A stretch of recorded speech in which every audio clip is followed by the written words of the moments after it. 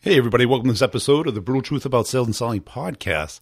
Today I'm going to be talking about what's becoming a real superpower for a lot of sales reps and senior people. When I ask them what differentiates themselves, it comes down to this thing called judgment. People give it different names, knowing what to do, finding the right role, not wasting my time. But it comes down to how they judge clients, prospects, opportunities, jobs, managers, comp plans, everything that goes into becoming great at sales. Now, you may think, and everyone probably thinks they got good judgment, but ask yourself, how well did you spend your time last week, last month, last quarter, last year?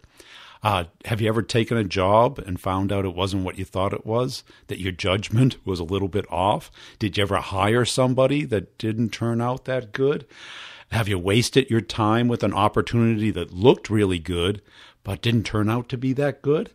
Now, this is becoming increasingly important because the systems are up against us, meaning that now we have more and more data, more and more things to look at, more and more distractions, more and more activities at the office and from our managers and through kickoff and all of these other things that are pulling at us. Plus, we have this little pinball machine in our pocket, ding-donging all day long, our smartphone, crying out for attention. We get social channels. We get all of these things going on. How do we spend our time?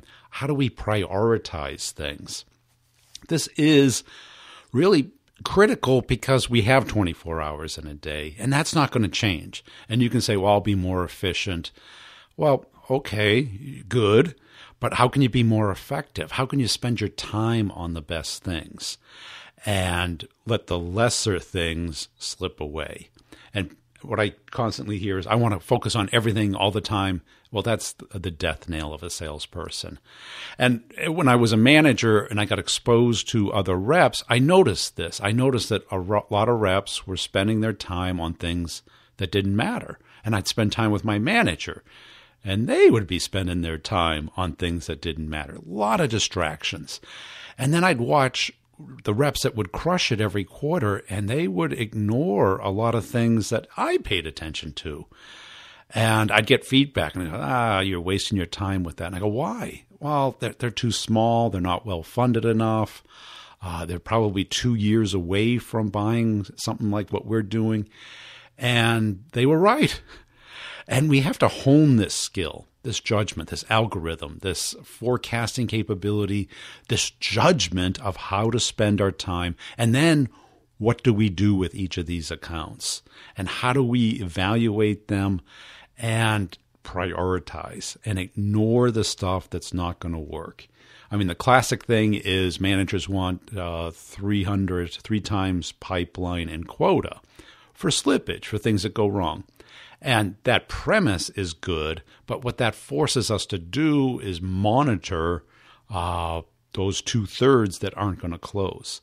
And we each have to make these judgment calls, because what will not fly at the end of the quarter, end of the year is, oh, you told me to do this, you told me to do that. The manager's going to say, well, maybe I did, but you shouldn't have listened to me, because I don't care what you did. You didn't make your number.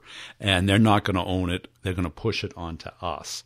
So I'm going to talk with Mac today. Mac's been on the B2B revenue show a couple times, and he's at a company called Rainmaker Force, all one word, Rainmaker Force. And what they're doing is applying AI to the data that's in the CRM and historical close information, and being able to take your list, and not just of activities, but your deals, and put them into an order based off of historical data, so that you can have someone else's judgment give you a hint at what should be worked on in what order. So we're going to talk through this, but this is a superpower. And I think if I look back on my career, I'd say probably number one was my ability to empathize with people. But number two, a real close number two, was I didn't want to waste my time on deals that wouldn't close. Some managers call it being lazy, But I call it being smart. You focus on the things that will close instead of the things that might close. When you're done with the things that will close, then you go to the things that might close. And too often we're told to do all of it. And that's just a fool's errand. So we're going to get into this in gory detail. At the end, I'll kind of sum it up, give you some more thoughts about how you can increase your judgment skills every day. Because a lot of questions come about. How do I judge this? What would you do? And the what would you do is kind of it's a cop-out a little bit. What you want to do is, this is how I judged it. Give me some feedback on how I judged it. Because you don't want to just rely on someone else's judgment, because then you're not building that skill. Because this skill, if it is this important, and you can be the judge of that, we have to develop it. We have to look at that list and say, I'm going to put them in this order because of this, because they're working with me, because they're the right fit, because they seem to be taking the actions and have the political and economic horsepower within the account to make it happen. Whatever reason it is, then maybe document that so that you can reference it and look at it and not just start from scratch every day like Groundhog Day. But before we get into it, I want to make sure you're checking out Pipedrive. Pipedrive is doing some great content. So if you're looking for probably the best sales blog out there, Pipedrive's got it. Lots of great sales content if you want, short little things. Subscribe. If you're looking for a personal CRM or your company's open to changing from whatever they're using to Pipedrive, they've got an enterprise version today. It's really powerful. It's what I use because it's simple. Because I want something that people will use. I don't want to spend a lot of time. First of all, the money is almost secondary, but the time, and I need to see something visually, have things in stages, have information about the opportunities, next steps, integrate it with both the calendar and email, and you get to try it for 1 month free with the Brutal Truth coupon. So make sure you're checking that out, as well as Co-Video. Co-Video is the way to connect with people in 2019. It is super powerful. And people say, well, how do you use it? Just fall on your sword and say, hey, this is my first video email. What do you think? And people will engage with you. People love that humanness. And you probably see my walk and talk videos on LinkedIn. People engage because I'm just giving you some insight, some knowledge, some opinion, some thoughts, some counterintuitive view of the world in less than 2 minutes. And that's what video email is all about. So let's get into the interview with Mac, and I'll sum it up at the end. Hey, Mac, welcome back to the show. As a way of getting started, give us a little update on yourself. Thank you, Brian. It's a pleasure to be back, and I appreciate you making time for this.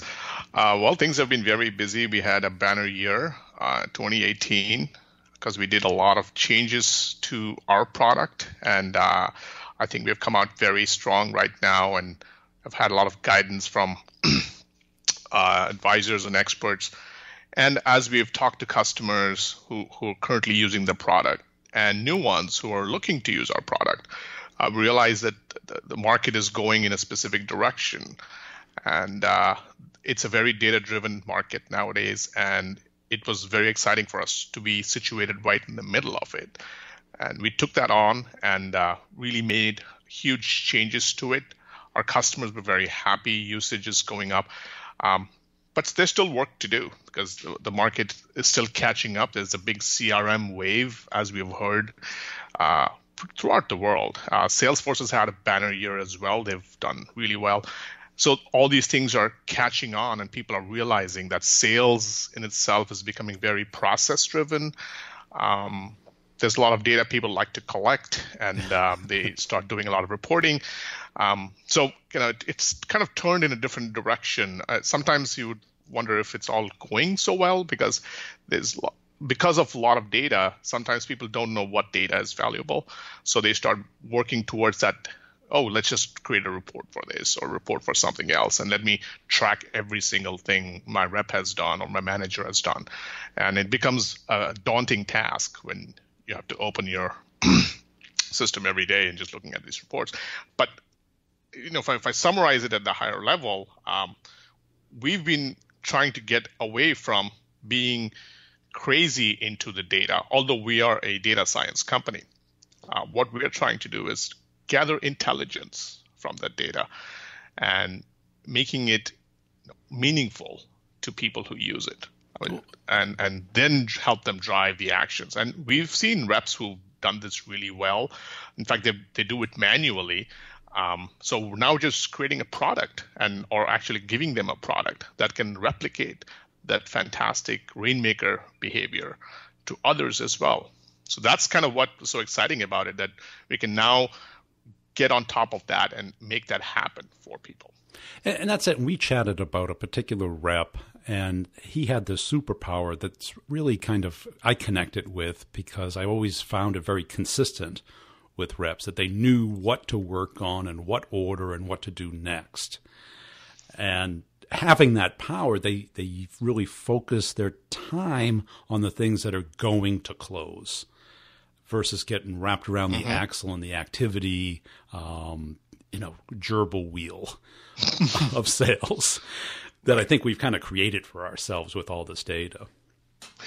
That's right. I can literally recall as if I met the person yesterday, because he made such an impression in my mind that I kind of realized I have something to learn from him. And I claim myself as a sales professional who's been around the block more than 2 decades. But this guy, literally somebody that I would actually admire and respect. But you're right. It's about it comes back to everyone has 24 hours a day. Whether you're rich or poor. No change in that. Yeah, that's right. Or thin or fat, doesn't matter how good you are, how not so good you are. Everyone has that 24 hours a day given to you when you wake up in the morning. And now the question always is, how do we use that 24 hours a day? I think we all realize that we have limited time, but we don't constantly think about the fact that time is the most valuable resource. And how do I prioritize that time? And this is where this person that I'm talking about, I'm going to call him Stan for easy reference, Stan the man. So I think he's taken this to a very actionable level. What I saw from him was there was incredible way he was managing his time, and he was doing all this manually. When he came in the morning, he would be the first person literally coming in. He'd come in at 7 in the morning, almost exactly at 7 o'clock. And he had his first half an hour blocked for certain things. And he would go through them whether he liked it or not. I think it was a very disciplined approach. And then now he was a rep, basically. He was not at a sales leadership level, but he did show those capabilities. So what he would do was he would every day watch his pipeline, and he knew it like the back of his hand. Of course, didn't have to rely on a report to tell himself how good or bad he was. He knew the deals that he had. He knew which customers he had talked to, but he would remind himself by reading the notes just to make sure he's caught up on everything. And then he would know how to use his time.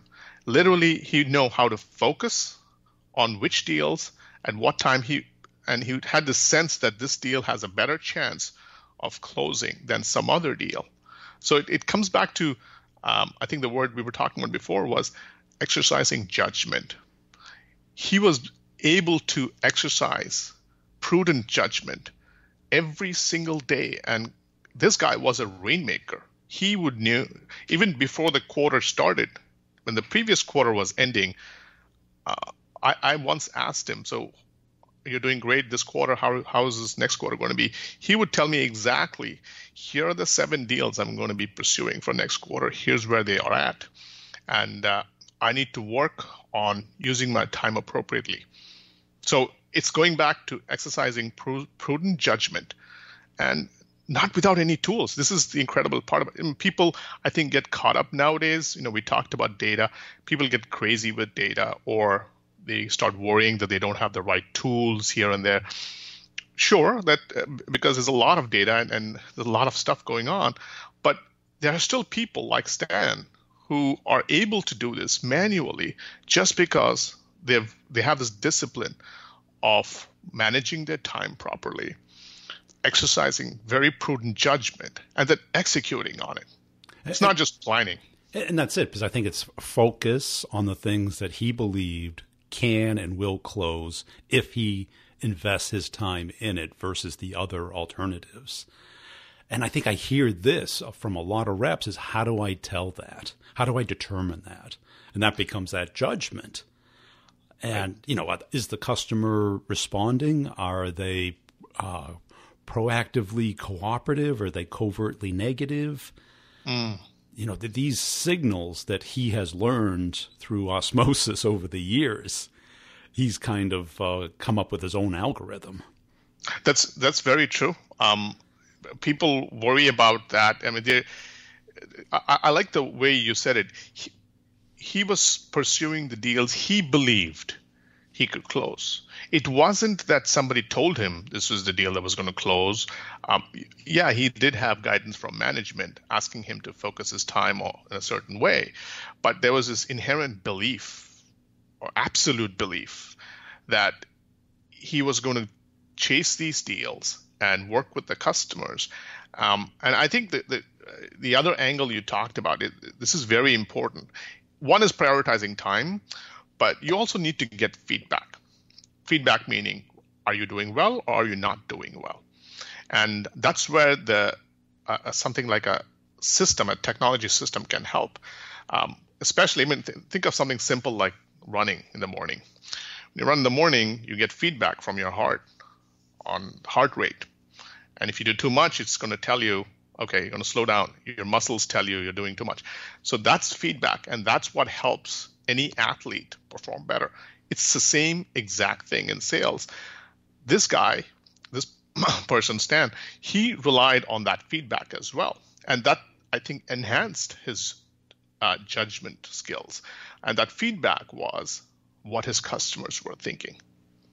That's what he relied on, not what his management was thinking, not what he himself was thinking. He would verify that with his customers. He would literally talk with them and ask them very direct, not confrontation, but direct questions on how to move their situation from where they were to where they need to be, and constantly keep checking with them. I think that enabled him to have a better sense of where to go. So coming back to data and how we should be careful with the data and make it meaningful and insightful, this is what he was doing. He was actually collecting data. Unlike the gerbil whale, well, everybody just running and collecting all sorts of data. He is collecting information that's actionable. I think therein lies that key differentiation between anyone who's just chasing deals to people like Stan, who do it in a very careful, methodical, disciplined fashion. And that's it. And I got to believe that most reps come in the morning and they open up their CRM, and there's probably 50 to 100 follow-ups, and they all look equal. It's hard to distinguish. Right. Okay, out of these 50, what 5 are going to close? Because the rest are a lower priority. Right. And I think there's that missing piece. It's just like the follow-up doesn't tell us the likelihood of it's closed. It just tells the action. And I think Stan got a sense from the people of what I used to call a bullshit factor. Are they telling me the truth? Are they doing what they say they're going to do? Is it the type of company that typically buys from us? Are they in the role that typically has the influence? Do they feel the pain that we solve? Is it urgent, or is it someday nice to have? Right. That's so true. That's aspects of sales that he's synthesizing into what you're calling prioritization, which that's the way I think I myself realized that he has done it in such a way that it's natural. It's almost second nature to him. He's not even thinking about the fact that he's able to look at a set of 50 deals coming into the CRM and does not treat all of them the same. And I think that's it, because now that we've got all this data, and a lot of it's very clean, but we don't have a way of prioritization based off of historical data, based off of people who have those judgment skills already developed. If he could share his algorithm, if he could put it into words. I think that, I didn't get a chance to ask him about that, but uh, that's exactly where I think true, incredible Rainmaker reps differentiate themselves. And they're not doing it to prove anything or impress anyone. That's how they are. They've taken this very seriously. And to your point, there is no way people have done this in the past. And to take a little bit of credit ourselves in Rainmaker Force, that's exactly what we're doing. Not because I met Stan a few months ago, but as a sales leader, as a sales professional, having done a lot of these things, I too realized that time was very valuable. And how do we make sure this is prioritized? And in fact, we were trying to create a product, a technology product in the past that would try to mimic behaviors like this. And sometimes, we have to rely on what our customers are saying. Sometimes we get it from a thought expert like yourself, saying, "Hey, that's it. Why don't you focus on that?"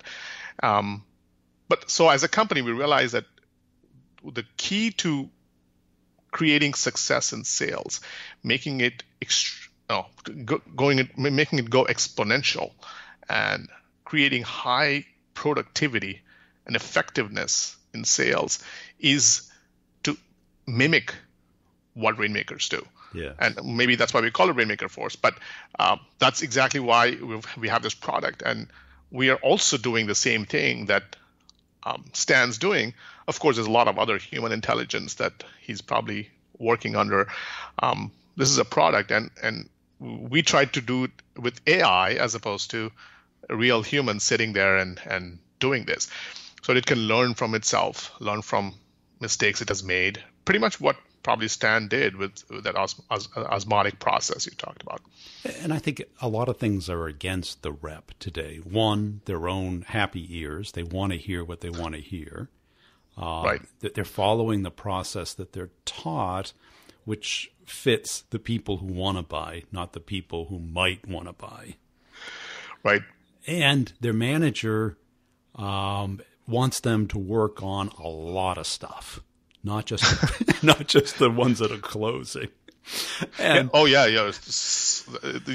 that's classic sales organization anywhere. And then you get all the other, open office distractions, the birthday parties, the enablement courses, the, HR certifications, all these other distractions that the manager says, "Oh yeah, you still have to do that, but you have to make your number." That's right. That's right. Yeah.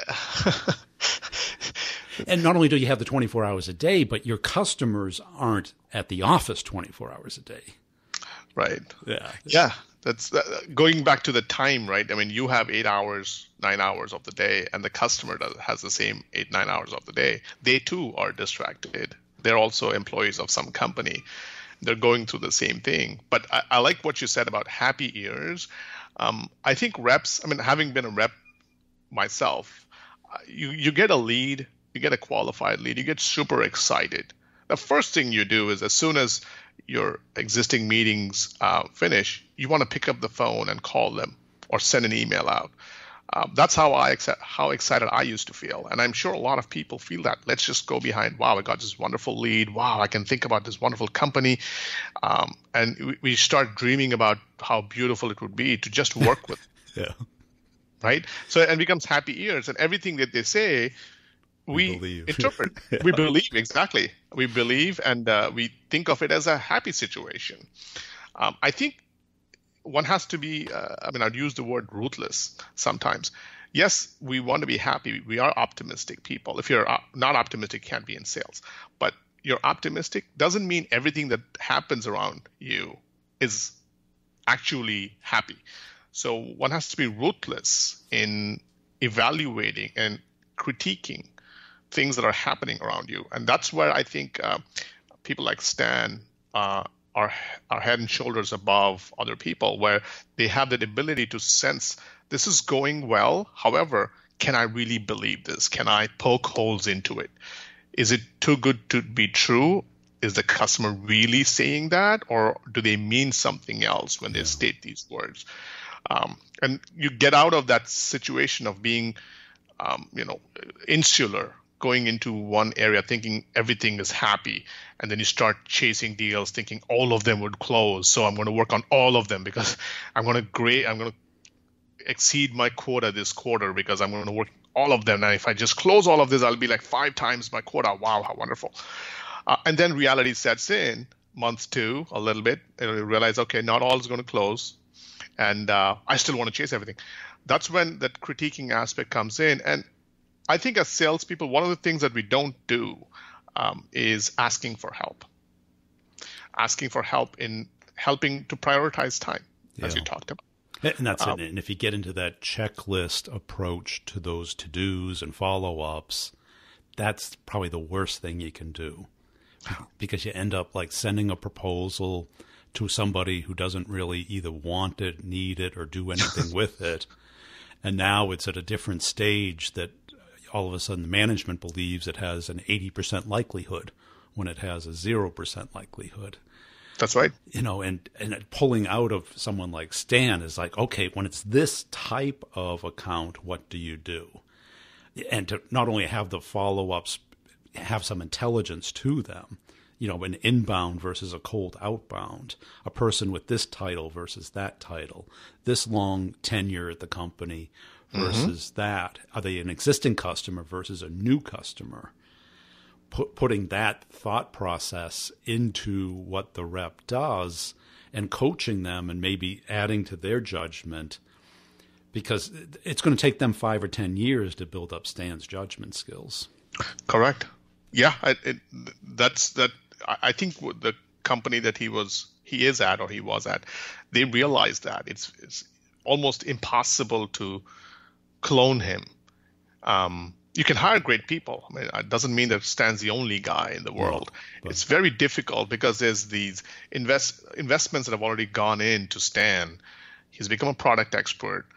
He's doing very well, and he's able to see the forest through the trees, to use your example, and realize the kind of engagement that he needs to do with that customer is not mechanical follow-up.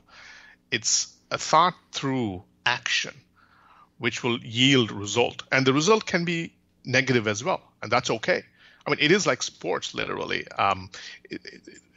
Sometimes you win, sometimes you lose. And as a sports person, you have to realize and accept that as a fact. You can't always win every game out there. It's never going to happen. So in sales, if we had that approach that we might lose some deals, and actually let's be doubly sure that we ourselves are able to qualify that as a lost deal before the customer gives us the bad news.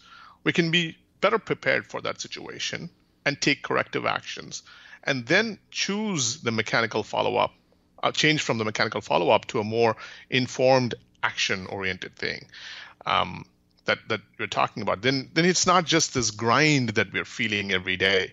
I mean, a lot of the times I think we, just like any normal human beings, we read books and we hear about things, and we read the Harvard Business Review and how to prioritize time, and we say, oh great, I'm going to follow that little tip. That guy said you write down your goals every day and write down your to-do tasks, and let me do that. And in the morning I wake up and it says 17 tasks. Okay, I'm going to power through them today. Yes, that's true, but you have to take it in context, right? Then you have to kind of step back and say, well, yes, I do have 17 tasks. And if I didn't do these 17 tasks, is it really true that tomorrow I'm going to have 34 tasks and then 51? It's not really like that. You got to realize sometimes one task can achieve 5 or 6 actions right away. And then you realize certain things need not be followed up on. There's a power of silence as well, like not doing anything. But not doing something doesn't mean lack of decision making. It's using judgment. Right. Sometimes you just don't follow up. Exactly. You just don't follow up with a customer just because they went quiet on you for 1 week. And that's it. Since our original conversation, I reflected back on the many sales jobs I had and who the top performer was. And a lot of times you try and, attribute it to luck or opportunity. But when it repeats, it's not luck. And Yes. it was never, the hustler or the hard worker. They did okay. They made their number, but the people who knocked it out of the park were these super focused, handled just a handful of deals, kind of, went against the grain of the company in some ways. Oh, yeah, that's right. Which is a touchy topic, but I think managers want to make the number too. Right. They like to have an equation, but I don't think sales, you get the equation because it's people. It's like a therapist. What's my likelihood of curing your phobia? It's like, it depends on a lot of things, right? Yeah, that's right.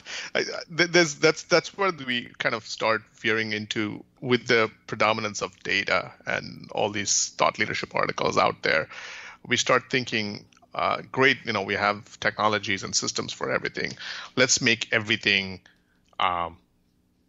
something like a science, right? So let's actually do deals like a science and start managing. I mean, the questions that you typically get asked as a rep is, when's the next step on this deal? Yeah. And you'd say, well, I'm working on the next steps. Well, is it in the next 15 days? Otherwise, the deal's not moving forward. Is it in the next 15 days? Well, how does it matter if it's on the 15 days or not? Yeah, there's a sense. That's where the conflict comes in between what the sales manager is looking to do. I don't think they're wrong, because there's this constant way to evaluate that deals have to move forward in 15 days. If that doesn't happen, then something's wrong. But going back to what you're saying, there are people who go against the grain.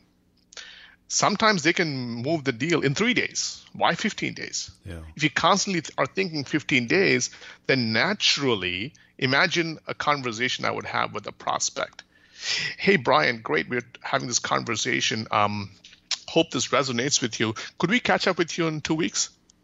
Because in my mind, I'm thinking 15 days. Right. And what are you going to say? You're like, oh, sure, 15 days. That's what I ran into. There was like a company process, and I can't tell you the number of times my manager would go on an opportunity. He goes, I don't think they're going to buy. And I go, no, I think we just got to be on site, prove it out.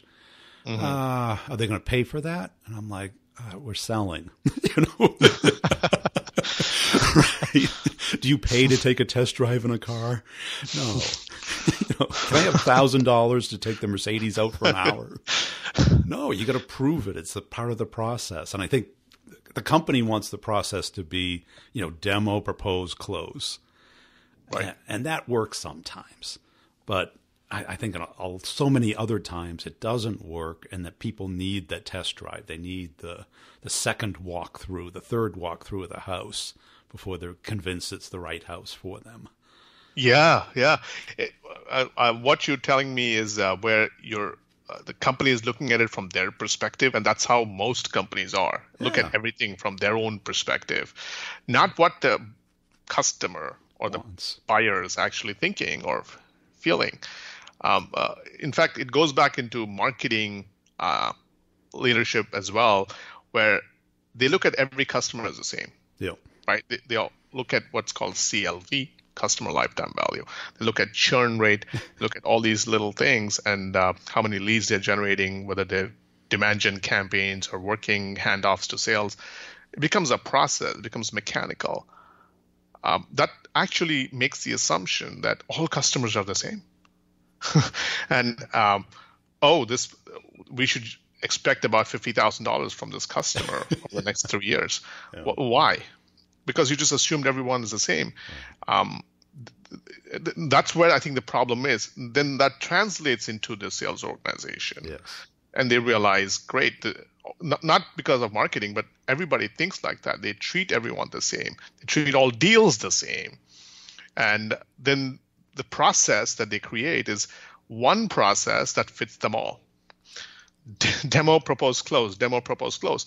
It doesn't work that way. No. How do you get that?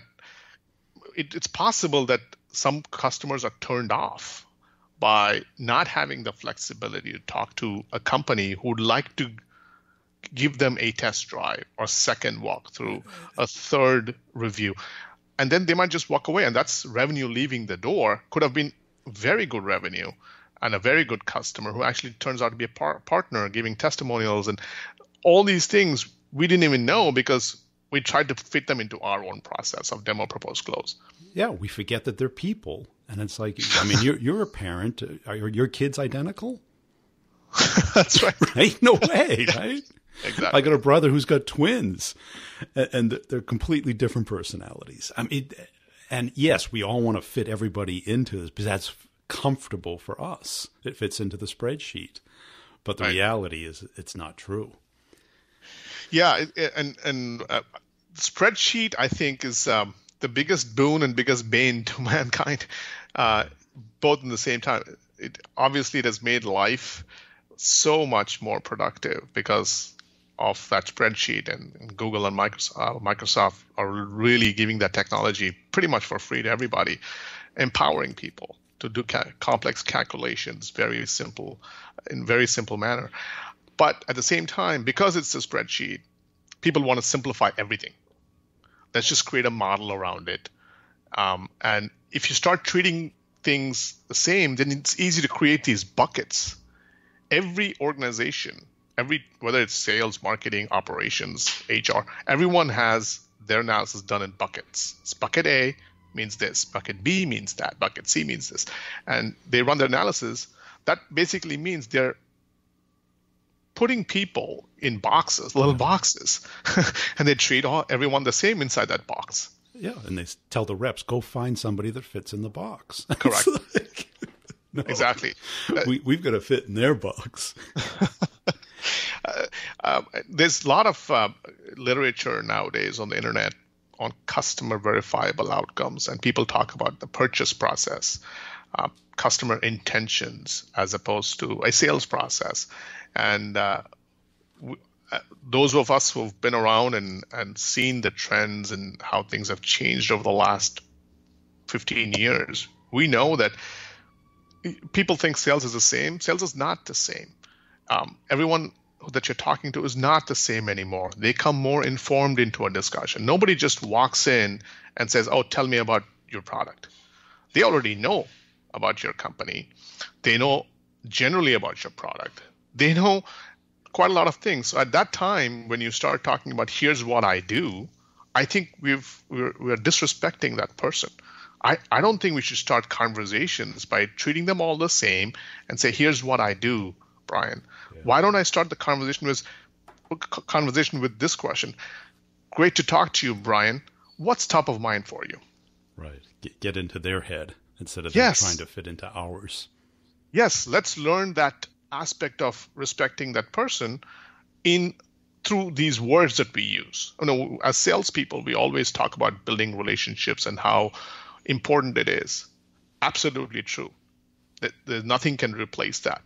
But in addition to that, shouldn't we actually build relationships meaningfully as opposed to just have acquaintances? Yes.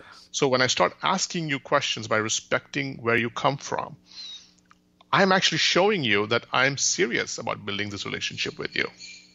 I'm committed to your success. And the more questions I ask and help kind of get under your skin a little bit, I think you'll start realizing, oh, this person I'm talking to, Mac, he's not trying to sell me anything. He's helping me think better. I'm busy as well, and he's helping me think better, and I respect that from him.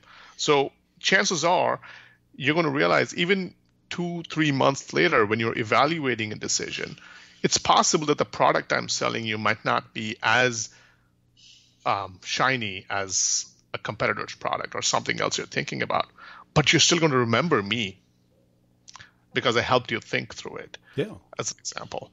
And I didn't treat you the same as everybody else that I talked to.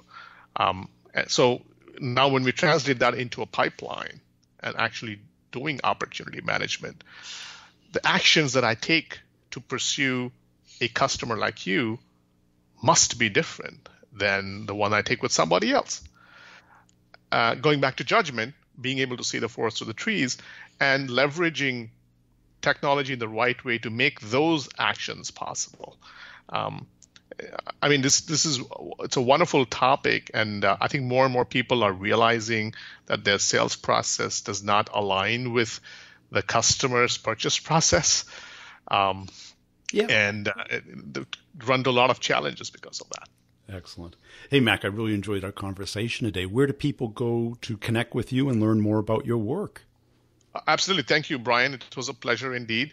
All of what we have talked about is very core to Rainmaker Force. We have actually created a product that helps with that. So more information is available at our website, www.rainmakerforce.com. I also encourage people to reach out to me by LinkedIn. I always respond, and I love to get into conversations like this. So thank you again for your time, and I really enjoyed this conversation.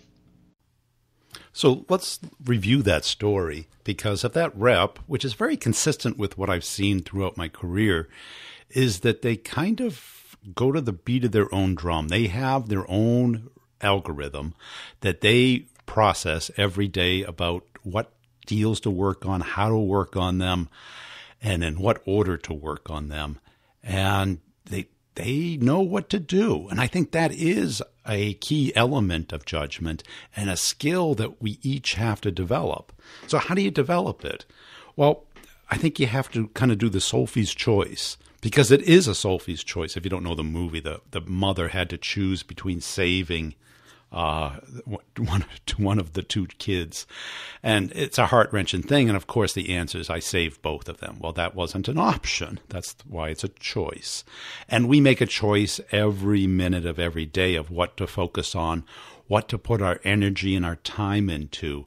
And we have to be a little bit ruthless about this. And this is one of the key things that I see more senior reps have that junior reps don't. Because when you get into sales, everything is equal. The problem is everything is not equal. You got to look at the characteristics. Talk to your other reps. Talk to the more senior people, the people that are not just hustling and grinding to make their number, but the people who are consistently making their number in a predictable, relaxed, calm manner, where they're not, dying at the end of the month or quarter, but they know what to work on. Their manager may not even like them because they're not doing all the checkbox stuff. And I got to tell you, managers, they think we can do everything, and they want us to do everything. And everybody's very comfortable with someone else working insanely hard. The problem is insanely hard work has this side effect called getting sick or burning out or, having issues. And I see this all the time, because you'll see people like on social media, just working, traveling. And then all of a sudden, a month later, you see them disappear for about 2 weeks, and you find out, they were sick. They were in the hospital.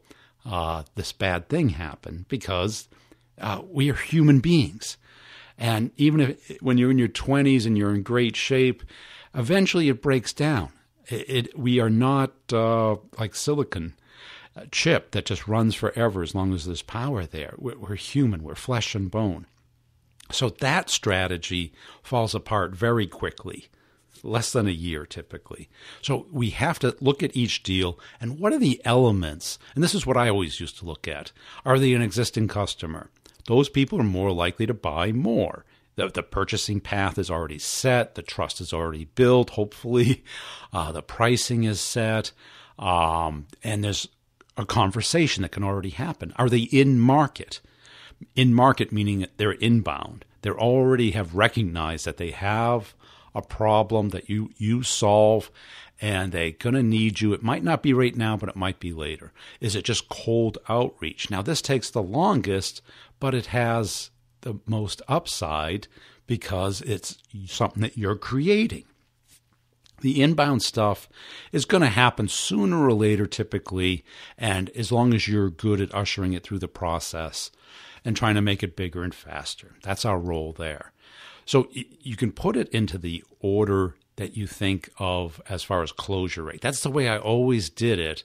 And I'd always get pushback. Well, how about this big deal that you're working on? Why aren't you up there all the time? That's what I always used to hear. And I go, well, that deal is minimum 9 months away. And if I focus only on that, I'm going to starve. And if it comes in on the 12th month or the 13th month, I'm going to get canned because you don't think I know what I'm doing. So we have to be a little bit selfish about this because everybody's pushing us in a different direction, including prospects and customers, because they're doing what's in their best interest, not in ours. They're going to try and take as much time and misrepresent things a little bit to their advantage. So we have to be ruthless with them as well and really test them and push back a little on them and make sure that they're doing their part to keep this deal moving. Otherwise, what happens is we become a slave to them and we become more of a service rep than a sales rep because we don't get comped on just being nice. We get comped on deals that close. And we have to focus on that and be really judicious about how we spend our time and think through it. And I did it with, a spreadsheet, honest to God, and I kind of ignored the CRM wave. And that's why I kind of like Pipedrive so good, is it feels more like a very automated spreadsheet. You can move things around. You can move them back and forth from stages. They stay as a whole deal. It's not just text. So and it's a very visual thing. And I work on it in that order, and I put them in a certain order. And that's how I spend my time, as well as getting guests, as well as doing the training content, blocking away time, because time is our only real asset. And you can also find somebody to model. If there's somebody within your company or within your circle that really spends their time and their effort in a very judicious manner, a very effective manner, ask yourself, what would they do in this case? And sit down with them and say, well, how do you judge a deal? And I've said this a million times. I judge it on time of closure, on participation, likelihood to close, and really push back and test people where you have more than one contact at that company, where that person like, and trust the same way they know, like, and trust you. Also, I do a lot of talking about this. This is going to be a module in the Year to Excellence course, which is being thrown in to closing the complex sale. Just give you an idea, you better order by January 31st because the prices are going up if you're thinking about it. Both courses, start the conversation, get the meeting, which is top of funnel, filling up your pipeline with your ideal customer profile, getting meetings and conversations started with them. That, and then closing the complex sale, which takes the sale from that conversation all the way to closure. Check them out at b2brevenue.com. There's a link to both the courses and to get on my calendar for a 15-minute get to know each other and see if it's a fit for you. That's the only purpose for that calendar link. Please don't get on it unless you're interested in the courses and you have your questions already figured out so that we can use both of our times effectively. So it's b2brevenue.com. And also in the show notes, if you just page down on the podcast on your phone right now, you'll see I have an email template in there about how to get your manager to pay for it. Now, you got to do it anyway because it's you. You're the asset. At the end of this year, you're going to have what you made and what you learned.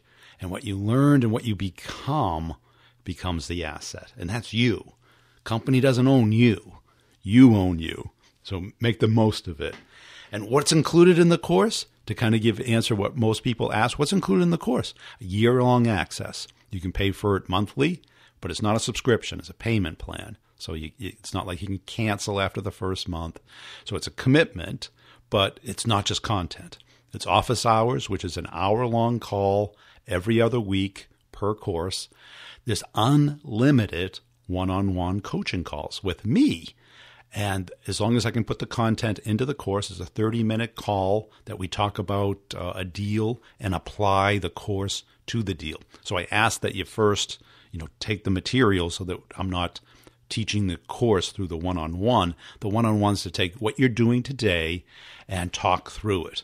Like, how would you judge that deal? Do you think it's going to close? What would you do next? Apply the course material to that opportunity.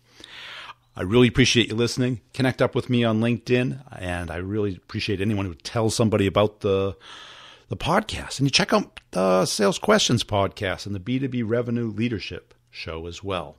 Great podcast. You get to listen to me all day long. Can't beat that. YouTube channel, Brian Burns Sales Podcast on YouTube.